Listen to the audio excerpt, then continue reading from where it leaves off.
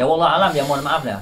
Coba dari pahlawan kita siapa sih yang termasuk mohon maaf LGBT itu, atau yang lelakinya ke perempuanan dan wanitanya ke laki-lakian. Islam memiliki terminologi sendiri tentang ar-rijal seperti apa, an-nisa seperti apa, dan sudah didudukkan masalah itu dalam kitab-kitab fikih. Ada hak, ada kewajiban. Kenapa kok Islam itu melarang hal demikian? Alasannya ada dua yang disebutkan oleh para ulama. Yang pertama adalah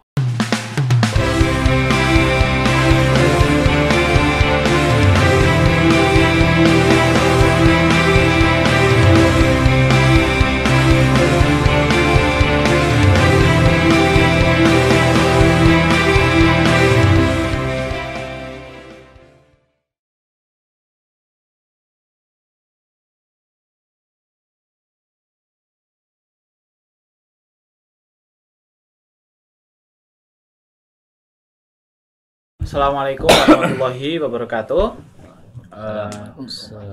Para ustadz sekalian, para jamaah, pemirsa El-Kalam dimanapun Anda berada. Yang ini kita akan membahas sebuah permasalahan yang masih terus rame gitu ya. Isu LGBT.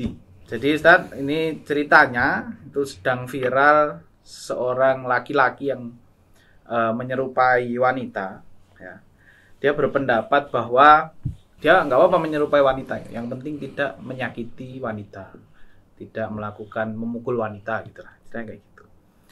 Dan menganggap bahwa ya lelaki sejati itu, maksudnya daripada jadi laki-laki sejati tapi kok menyakiti wanita, memukul wanita, jadi lebih baik dirinya yang menyerupai wanita tapi baik sama wanita. Dan lelaki sejati itu yang penting itu tanggung jawabnya, bisa ngasih nafkah, bisa mandiri dan lain sebagainya, bukan pada tampilannya. Nah itu saat yang menjadi pernyataan seseorang ini gitu. Seorang influencer lagi viral di jagat dunia maya dan dunia lainnya. Bagaimana tanggapan nih? Saya kok nggak yakin kalau ditawarkan ke semua wanita itu pasti akan protes. Lelaki sejati itu ya yang ya paham ya maksudnya. Ya kalau ngondet kayak gitu ya nggak sejati lah. Coba kalau dinikahi gitu kan, misalnya mohon maaf dengan segala hormat gitu kan, tidak bisa melakukan haknya sebagai kewajibannya sebagai lelaki, ya nggak sejati lah. Mana ada wanita mau dinikahi sama pincong? Yang tidak bahasa, sejati. Ya tidak sejati lah. Bahasa bakunya tidak bisa memuaskan biologisnya, ya nggak sejati. Itu kan sederhananya pakai logika dan sebenarnya, apalagi kalau kita bicara dalil Al-Qur'an ya. Ya di Al-Qur'an ayat 13 itu kan jelas, ya ayuhan nasu wahai sekalian manusia, inna khalaqnakum, sesungguhnya kami di sini Allah Subhanahu wa taala khalaqnakum telah menciptakan kami, pada kata kami menciptakan kalian ya, manusia min zakarin, berupa ada namanya lelaki, wa unsa, dan perempuan. Jadi memang lelaki dan perempuan itu di Al-Hujurat ayat 13 itu diungkapkan dengan kosakata Arab kholaqa. Banyak ulama menjelaskan bahwa maksud kholaqa itu ya memang kodrati. Beda dengan misalnya menggunakan kosakata yang itu ja'ala, menjadikan. Nah, ya mungkin kalau ayatnya berbunyi ya nasu inna ja'alnakum, itu bolehlah para kaum LGBT itu berdalih bahwa oh ini kan bisa ada aktivitas atau peran manusia untuk mengubah, tapi ini pakai kholaqa, itu kodrati. Ya. Lalu kemudian ada juga di Ali Imran, saya ayat berapa mohon maaf nanti ya. Walaisa dzakaru ayat 36. Ya, Ali Imran 36. Walaisa dzakaru kal unsa. Ya kan? Bahwa lelaki itu tidak seperti perempuan, atau dibalik walaisa dzakaru kal unsa, lelaki itu tidak seperti wanita, baik secara gesturnya, perangainya, bentuk fisiknya. Nah, jadi dengan dalil apapun kaum LGBT merubah kelamin sesuka hati, merubah penampilan sesuka hati, watak sesuka hati, itu jelas bertentangan dengan fitrah. Ya wallah alam, ya mohon maaf ya.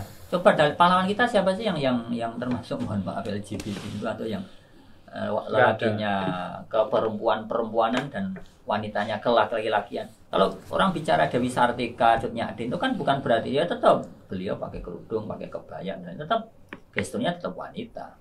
Nah, wataknya itu keberanian kan, tapi kita nggak mengatakan beliau kelaki-lakian kan, berani beda, tegas itu. Semua gender ya.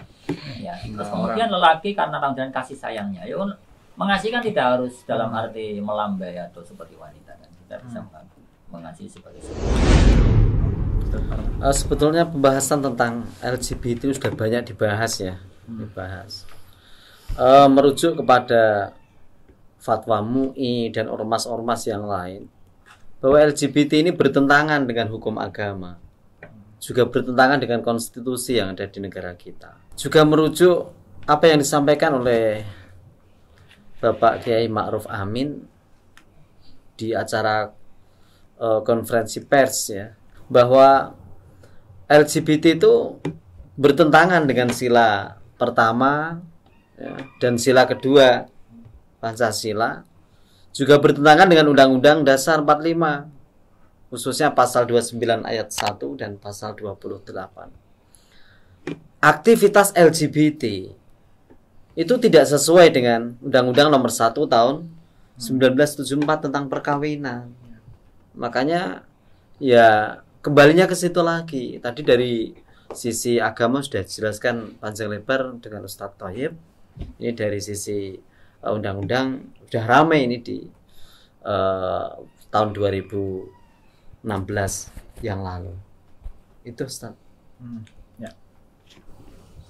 Baik, ya ini kaitannya mungkin untuk melawan statementnya itu tadi. Islam memiliki terminologi sendiri tentang ar-rijal seperti apa, an-nisa seperti apa, dan sudah didudukkan masalah itu dalam kitab-kitab fikih. Ada hak, ada kewajiban, hak bagi laki-laki suami istri, ya, hak dalam pernikahan, kewajiban dalam pernikahan itu sudah detail dalam kitab-kitab para ulama di kitab fikih. Maka ketika itu harus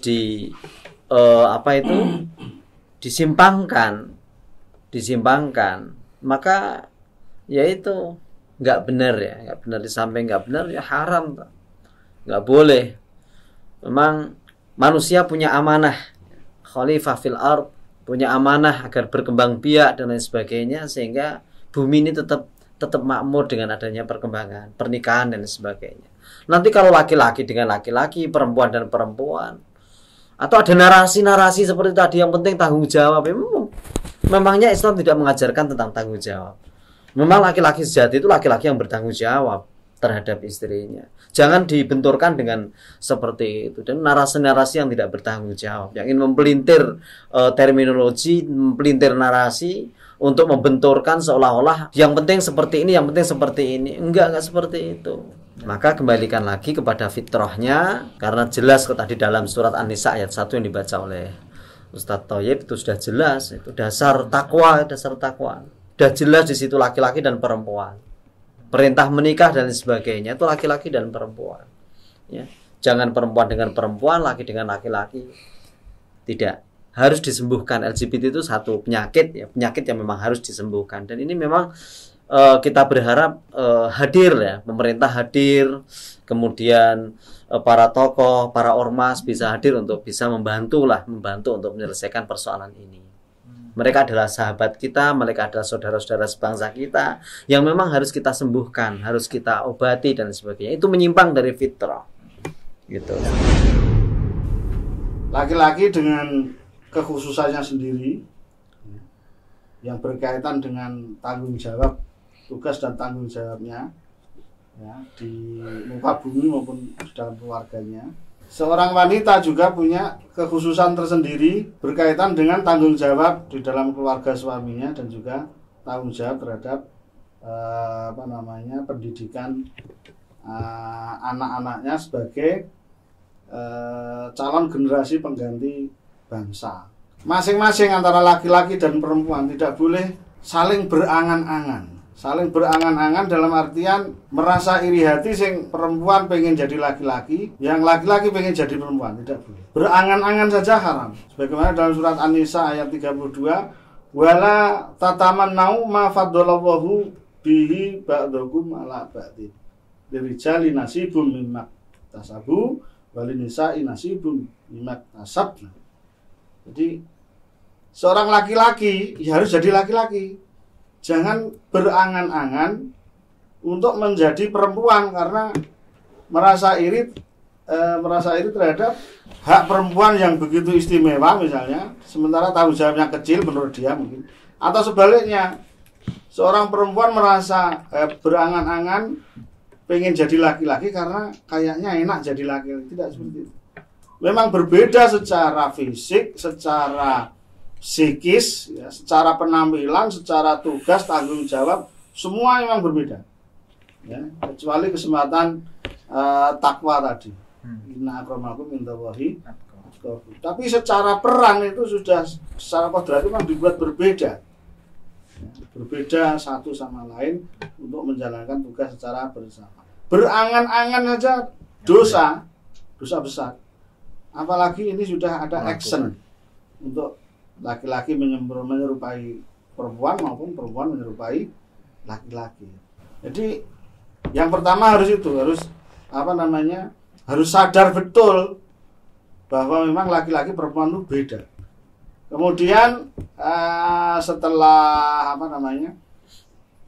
menyadari perbedaan, maka yang kedua adalah itu tadi ya, menyempurnakan peran masing-masing. Ya, terkait dengan pertanyaan itu yang dipersoalkan lebih ke penampilan ya berarti ya. Nah itu di dalam kitab Tuhfatul Ahwadhi itu sudah dijelaskan bahwa orang seperti itu sebutannya adalah al-mukhonith atau al-mutakhonith, transgender. Nah di dalam Tuhfatul Ahwadhi itu diperinci ada dua macam ya. Yang pertama adalah man khuliqa kadzalik, orang yang memang sejak lahir itu sudah banci. Kan mungkin kita punya teman ya laki-laki tapi bergaya perempuan dan nggak dibuat-buat. Nah kalau ini wahadza lazama alaihi, kalau ini memang tidak ada celaan karena memang gaya kodrat wanitanya itu memang sejak lahir. Adapun yang kedua, man yatakallafu akhlaqon nisa'i wa harakatihinna. Yang kedua adalah orang yang laki-laki yang terlalu memaksakan dirinya untuk berpenampilan wanita atau bergaya wanita. Nah ini fahadzah wal mazmum, dan ini adalah yang tercela, alladzi ja'a fil hadis la'nuhu, yang di dalam hadis sudah jelas sekali pelaknatan terhadap perbuatan itu, sebagaimana dalam hadis la'anallahu al-mutakhannitsina minar rijal wal mutarajjilati minan nisa. Allah melaknat orang laki-laki yang berpenampilan wanita dan wanita yang berpenampilan laki-laki. Kenapa kok Islam itu melarang hal demikian? Alasannya ada dua yang disebutkan oleh para ulama. Yang pertama adalah perilaku seperti itu ikhrajus syai'i an sifatihi allati wada'aha alaihi ahkamul hukama, yaitu mengeluarkan sesuatu dari sifat kodratnya yang sudah dibuat secara sempurna oleh Allah yang maha bijaksana. Kemudian alasan yang kedua, bisa jadi transgender itu qad yakunu qasduhu isyratan nisa wa mubasyaratahu lahunna. Barangkali transgender itu tujuannya adalah memang dia berpenampilan wanita itu supaya dia diterima oleh wanita, untuk supaya bisa muamalah atau bersosial dengan sesama wanita secara intensif. Dengan begitu maka dia mendapat kepuasannya sebagai laki-laki yang secara kodratnya. Jadi itu modus lah bahasanya. Sehingga bagi para wanita yang jika ketemu dengan laki-laki yang sebenarnya laki-laki kok berpenampilan wanita, itu harap juga diwaspadai karena itu juga sudah diantisipasi oleh para ulama. Wallahu ta'ala. Patut kita waspadai bersama-sama bagaimana tadi dari Ustadz Parman, kalau yang seperti itu tuh sekarang sudah ada, nyata, bukan hanya ada tapi juga mengkampanyekan diri,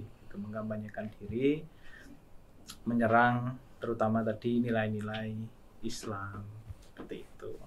Baik, semoga bisa menjadi pencerahan bagi jamaah netizen El-Kalam semuanya. Semoga kita terhindar dari buruknya LGBT ini ya. Saya tutup. Jazakumullah para Ustadz. Bila hidayah wa taufik. Assalamualaikum warahmatullahi wabarakatuh. Waalaikumsalam. Waalaikumsalam.